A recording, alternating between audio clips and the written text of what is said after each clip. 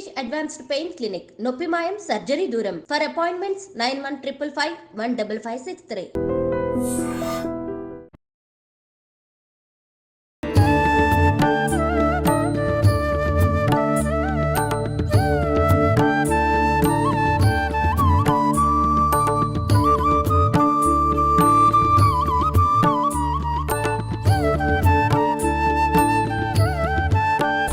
నమస్కారం, welcome to I dream. మన సంస్కృతి కార్యక్రమానికి స్వాగతం. నేను మీ విజిత.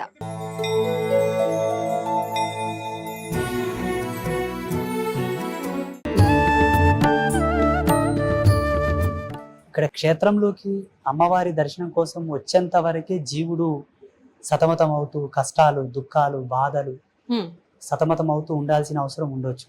ఇక్కడ వచ్చిపోయిన తర్వాత వాళ్ళకి ఆ బెడద ఉండదు. వచ్చే వాళ్ళే పుణ్యాత్ములు అంతే. ఒకవేళ కాలం వాళ్ళని ఇంకా ఏ పాలే ఇబ్బందులు పెట్టాలి, కర్మలు వాళ్ళని ఇక్కడ వరకు రానియకపోవచ్చు, వాళ్ళ దృష్టికి వీడియోస్ పడకపోవచ్చు, యూట్యూబ్ లో వాళ్ళకు నోటిఫికేషన్ రాకపోవచ్చు. వచ్చింది, చూసాము, విన్నాము అంటే నీ జన్మ పావనం కావడానికే భగవంతుడు నీకు అది చూపించాడు. వచ్చి అమ్మ దర్శనం చేసుకొని పోండి. ఇక్కడ ఏ రిస్ట్రిక్షన్స్ ఉండవు, ఏ బలవంతం ఉండదు. అమ్మవారిని చక్కగా సేవించుకోవచ్చు. సేవాభావంతో కూడా మీ సేవను వెల్లడించవచ్చు. ఇక్కడ ఇది అఖండ జ్యోతి. ఇక్కడ ఒకటి ఉంటుంది. గర్భాలయంలో 9 ఉంటాయి. ఇది మహాకాళి స్వరూపం. దశ మహావిద్యలో మొదటి విద్య మహాకాళి. ఇక్కడ ఒక అఖండ జ్యోతి ఉంటుంది. గర్భాలయంలో 9 ఉంటాయి. ఇక్కడేమో విజయ చాముండేశ్వరి మాత క్షేత్రపాలిని. ప్రతి పుణ్యక్షేత్రంలో ఒక క్షేత్రపాలకుడు ఉంటాడు.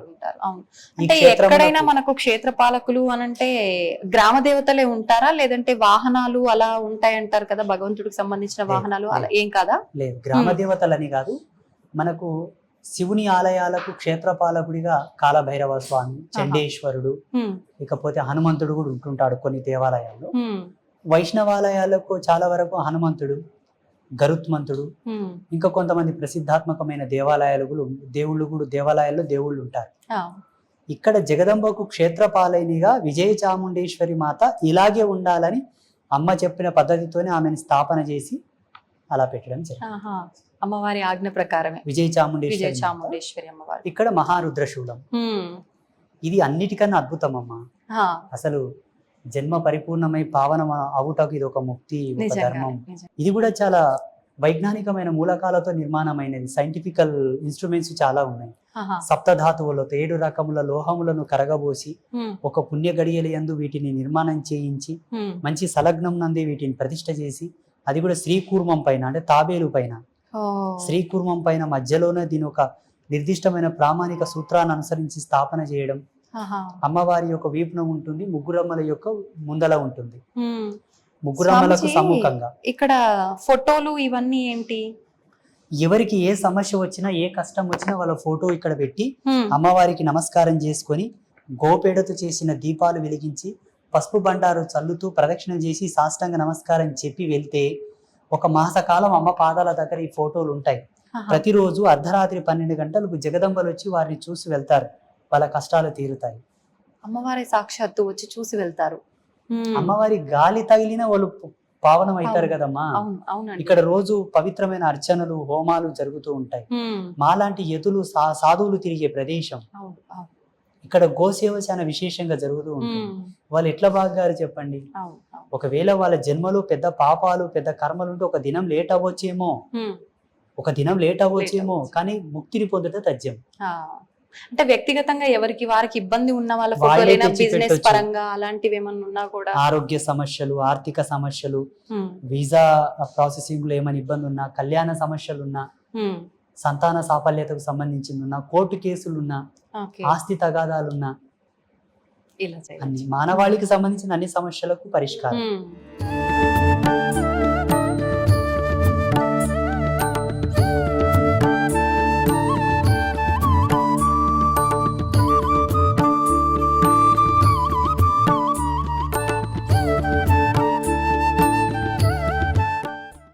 ఇప్పుడు ఇంతకుముందు బయట మనం అఖండ జ్యోతి చెప్పుకున్నాం కదా, మహాకాళి స్వరూపం. ఇక్కడ 9 అఖండ జ్యోతులు ఉంటాయి. అక్కడ ఒక అఖండ జ్యోతి, ఇక్కడ 9, మొత్తం 10. దశమహావిద్యలు లైవ్లో ఉంటారు ఇక్కడ. ఒక విగ్రహం రూపంలో లేకపోతే ఒక యంత్ర రూపంలో కాకుండా లైవ్లో వాళ్ళు వెలుగుతూ లోకానికి వెలుగునిస్తున్నారు ఇక్కడ నుంచి. అంటే ఒకే ప్రమిదలో మనం 9 దీపాలు వెలిగించాలా స్వామిజీ? ఒకవేళ ఆ ఒత్తి చిన్నగా దగ్గరికి అయిపోతూ ఉంటే పక్కన ఇంకొక ఒత్తి 3 వెత్తులు కలిపి ఒక ఒత్తిగా చేసి పక్కన వెలిగించి ఈ ఒత్తిని లోపలికి వదిలేస్తూ ఉంటాం. ఇప్పుడు దీనికి సంబంధించిన విధానం అంతా మీరు చూసుకుంటుంటారా దగ్గరుండి, లేదంటే ఈ 2 జ్యోతులను చూసుకోవడానికి ఒక పూజారి ఉన్నాడు సపరేట్. ఓన్లీ జ్యోతులు చూసుకోవడానికి ఉదయం సాయంత్రం నూనె పోయడం, కోడి తీసి మళ్ళీ కొత్తగా వేయడం, చక్కగా అదంతా ప్రదేశం క్లీన్ చేయడం, నూనె అయిపోతే ముందస్తు జాగ్రత్త నూనె తెప్పించి పెట్టి స్టోర్ చేసుకోవడం అంతా వారే చూస్తూ ఉంటారు. వారికి నెల నెల వారికి సరిపడా జీతభత్యం ఇస్తూ ఉంటారు. ఇక్కడ జగత్ కళ్యాణకర్తలైనటువంటి ముగ్గురమ్మలు, ఈ బ్రహ్మాండానికి మూలం ఈ ముగ్గురే తల్లి. స్వామీజీ, నాదొక డౌటు. ఇప్పుడు అమ్మవారి శరీర భాగం అంతా ఒకలాగా, తలలు మాత్రం ముఖాలు 3 ఉన్నాయి. నేను ఎప్పుడు చూడలేదు ఇలా, ఎందుకని ఇలా? మధ్యలో ఉన్నమ్మ మహాకాళి, నల్ల ముఖంతో. అవునండి. ఇక్కడ పసుపు వర్ణంతో ఉన్నమ్మ వారు లక్ష్మి, ఎరుపు వర్ణంతో ఉన్నమ్మ వారు సరస్వతి. ఆ జగదంబలు ముగ్గురుగా ఉండి ఒకే బాడీతో ఉంటారు. వాళ్ళకు స్తనములు కూడా 2 ఉంటాయి. ఒక స్త్రీమూర్తికి 2 స్తనములు ఎలాగో వాళ్ళకి 2 స్తనములు ఉంటాయి. 2 స్తనములు ఏకనాభితో, అంటే ఒకే బొడ్డు 2 స్తనములతో ఉన్న తల్లులు ఈ ముగ్గురు ఒకే శరీరంలో ఉండుట ఇది ఫస్ట్ పుణ్యక్షేత్రం. అవును, ప్రపంచవ్యాప్తంగా ఇదే మొదటి పుణ్యక్షేత్రం. ఇది ఇప్పుడు మీకు ఇది కూడా అమ్మవారి ఆజ్ఞ ప్రకారమేనా ఇలా? నేను సంవత్సరం పాటు తపస్సులో కూర్చున్నాను ధ్యానంలో. అసలు ఋషి పరంపర ఎలా ఉంటుందమ్మా? ఋషి ఒక వ్యక్తి చెక్కిన శిలలకు పూజలు చేయడు. ఋషి జటాజూటముతో ఉండే ఋషి. ఆయన స్వయంగా తపస్సుతో దర్శించి తాను నిర్మాణ శైలితో పూజలు చేస్తాడు, తపస్సు చేస్తాడు. అట్లా పరశురాముడు, జమదగ్ని, వశిష్ఠుడు స్థాపించిన లింగాలు చాలా ఉన్నాయి ప్రపంచంలో. అలా జగదంబను నా జ్ఞానాత్మకంగా భావాత్మకంగా నేను ధ్యానంలో దర్శించాను. ఇలా 52 రకాల మన్నులు 52 రకాల మన్నులు 52 రకాల ప్లేసెస్ నుంచి తీసుకురావాలి. ఎక్కడెక్కడి నుంచి స్వామిజీ? మనకు 12 జ్యోతిర్లింగాల నుంచి తెచ్చాము, 18 శక్తిపీఠాల నుంచి తెచ్చాము, 7 జీవనదుల నుంచి తెచ్చాము, 3 రకాల పుట్టమన్నులు, 3 రకాల వర్ణములలో ఉండే నేలలలోని పుట్టమన్ను, గోవు ప్రసవించిన స్థలము మన్ను. అక్కడ విజయ చాముండేశ్వరి మాతకు ఏమో దక్షిణాభిముఖంగా ప్రయాణిస్తున్న నాగుపాము జాడల మన్ను, ఈ ముగ్గురమ్మలకేమో ఉత్తరాభిముఖంగా ప్రయాణిస్తున్న నాగుపాము జాడల మన్ను. అలాగే తులసి కోట దగ్గరి మన్ను, కొన్ని సంవత్సరాల ఆయుష్తో ఉన్న మర్రి చెట్టు దగ్గరి మన్ను, రావి చెట్టు దగ్గరి మన్ను, ఆగమశాస్త్ర పండితుల వాకిలి మన్ను, నెమలి గుడ్లు పెట్టిన స్థలము మన్ను. ఇట్లా రకరకాలుగా 52 రకాల మన్నులను ఒకే ముహూర్తంలో తీసుకురావాలి. వామ్మో, ఎలా సాధ్యపడుతుంది ఇదంతా? జగదంబ తన దూతలను పంపించి తెప్పించింది. నేనైతే చేయలేదు. నేను నిమిత్త మాత్రుని, మానవుని. మీలో సామాజిక జ్ఞానం ఉంది, నాలో ఆధ్యాత్మిక జ్ఞానం ఉంది. అది నేను తపస్సు చేశాను కాబట్టి. The concept is very powerful and very different in the world. అవును. ఆధ్యాత్మిక వారసత్వ సంపదలోనే ఇది ఒక విచిత్రం, నిజంగానే విచిత్రం. నేను అంటే ఇలా ఈ 52 రకాల మన్నులను ఒక చేత పోగు చేసి వాటన్నిటిని సప్త జీవనది జలాలతో కలిపి అందులో గోపేడ పంచగవ్యములు వేసి వాటన్నిటిని మంచిగా లేపనం చేసి క్రమబద్ధీకరించి అమ్మవారిని స్థాపిస్తూ ఉంటే పీఠం కింద షడాధార ప్రతిష్ఠ ఉంటుంది. షడాధార ప్రతిష్ఠ అంటే అది ఒక ఆగమ శాస్త్ర పద్ధతిలో మనలో 6 చక్రాలు ఉంటాయి కదమ్మా. మన దేహం యొక్క నిర్మాణ శైలిని అనుసరించి షడాధార ప్రతిష్ఠ అంటే ఒక్కొక్క కుంభము, నపుంసక శిల మీద ఒక పద్మం మీద ఒక కుంభం, ఆ కుంభంలో కొన్ని యంత్రాలు, కొన్ని మణులు, మాణిక్యాలు, కొన్ని యంత్రాలు, అట్లా 7 కుంభముల మీద యోగనాళి మీద అమ్మవారు కూర్చొని ఉన్నది ఇప్పుడు. అట్లా అమ్మవారిని ఆ మట్టి చేత నిర్మాణం చేస్తూ ఉంటే 1 గంట 45 నిమిషాలు కనురెప్ప కొట్టకుండా అట్లా నిర్మాణం చేయాలి. కనురెప్ప కొట్టావా దైవత్వం వెళ్ళిపోతుంది. It's very depth signalisation system ఇది. ఇది ఒక విద్వత్తుతో కూడుకున్నటువంటి సిగ్నలైజేషన్ సిస్టమ్ ఇది. ఆ కనెక్షన్స్ ఉండాలని, ఇక్కడ దైవత్వం ఉండాలని. 1 గంట 45 నిమిషాలు అంటే ఒక ప్రామాణికమైన ముహూర్త సమయం అది, దైవ ముహూర్త సమయం అది. ఆ సమయం నందు ముగ్గురమ్మలు రెడీ చేశారు మొత్తం పుట్టమన్ని, అంత మన్నుతోటే టోటల్.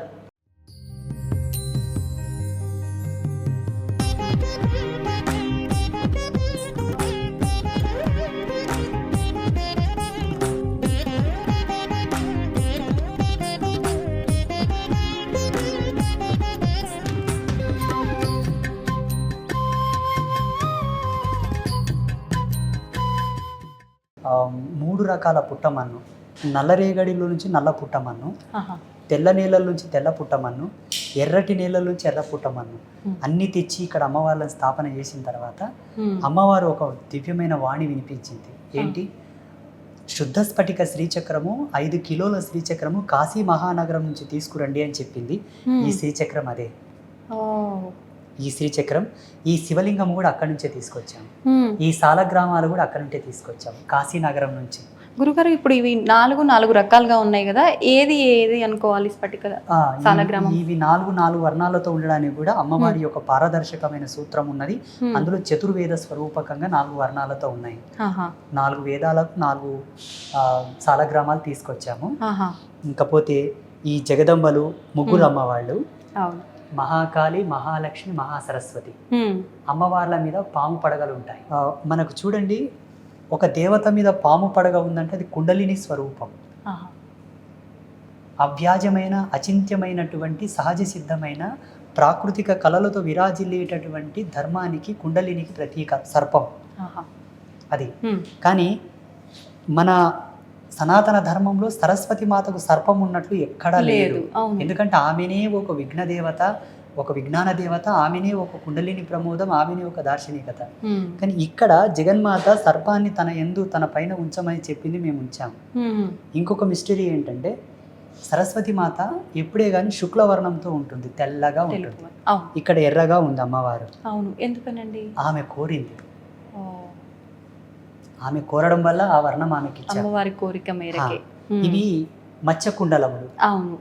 మత్స్యం అంటే చేప. చేప పరిపూర్ణమైన విద్వత్తుకు, విజ్ఞానానికి, పూర్ణ సంపదకు, ఎదుగుదలకు, జగదంబ యొక్క అలంకార భూషణములుగా ఉండటే కాక వచ్చే భక్తులు ఈ మత్స్యముల దర్శనం చేసుకుంటే కూడా వాళ్ళకి ఆ సంపద, జ్ఞానము, ఆ పుణ్యం, పురుషార్థం సిద్ధిస్తాయని ముగ్గురు అమ్మలు కాబట్టి 6 మత్స్య కుండలములు పెట్టారు. మరి ఆ మంగళసూత్రాలు 6? ఈ మంగళసూత్రములు కూడా ఒక్కొక్క తల్లికి 2 చొప్పున 6 మంగళసూత్రములు, ముగ్గురు అమ్మలకు 3 రొంట్ల 6 మంగళసూత్రములు.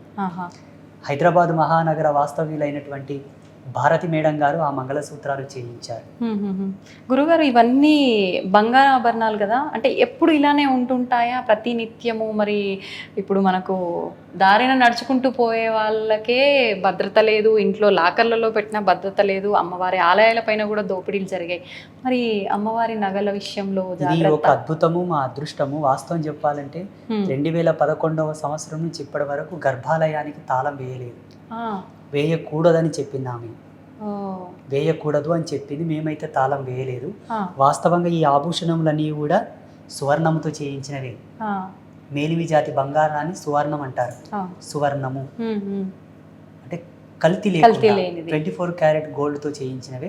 ఎవరైనా భక్తులు వచ్చి, గురూజీ మేము ఏమైనా సేవ చేసుకుంటామంటే ఈ పలానా ఆభూషణం తెచ్చి నాన్న అంటే తెచ్చిచ్చారు, మేము అమ్మకు తొడిగాము. అన్ని దాతలు ఇచ్చినవే. ఆభరణం తొడిగేటప్పుడు వాళ్ళ గోత్రనామాలు స్మరిస్తాం. ఓకే గురుగారు, అక్కడ ఉన్నవారెవరు? అమ్మవారి యొక్క ఉత్సవమూర్తి. ఈ ముగ్గురమ్మల యొక్క ప్రాణశక్తి అనుకోండి. ఏమన్నా పల్లకి సేవ చేసినా, రథోత్సవం చేసినా, శయనోత్సవం చేసినా, అమ్మవారిని ఊంజాల్ సేవ చేసినా ఆ ఉత్సవమూర్తితో చేస్తారు. అట్లా. ఓకే గురుగారు, నాకు ఒక డౌట్. ఇప్పుడు అమ్మవారు అనగానే ఇప్పుడు ఏ అమ్మవారి పేరుతో అయితే ఉన్నారో ఆమెకు సంబంధించిన సేవలు, ఉత్సవాలు, ఊరేగింపులు, పూజలు ఏమున్నాయో అవి చేస్తారు. మరి ఇక్కడ చూస్తే అంటే శరీరం అంతా ఒకటైనా ముగ్గురు రూపాలు కనిపిస్తున్నారు కదా, ఎటువంటి పూజలు జరుగుతుంటాయి? ప్రత్యేకమైన పూజలు ఏమైనా జరుగుతుంటాయా? ముగ్గురమ్మల సంయుక్తమైనటువంటి సాధన ఒకటి ఉంటుంది. ఆ ముగ్గురమ్మలు ఎక్కడ కలుస్తారో ఆ మంత్ర రాజ్యం చేత అమ్మవారికి పూజలు చేస్తూ ఉంటారు. అది చండీ నవారణ మంత్రం అంటారు. ఆ నవారణ మంత్రంలోని ముగ్గురు ఉంటారు. అలాగే జగదంబ యొక్క అనుష్ఠాన విధి ఒకటి ఉంటుంది. అదే అనుష్ఠాన విధితో ఇక్కడ అర్చనలు, హోమాదులు జరుగుతూ ఉంటాయి.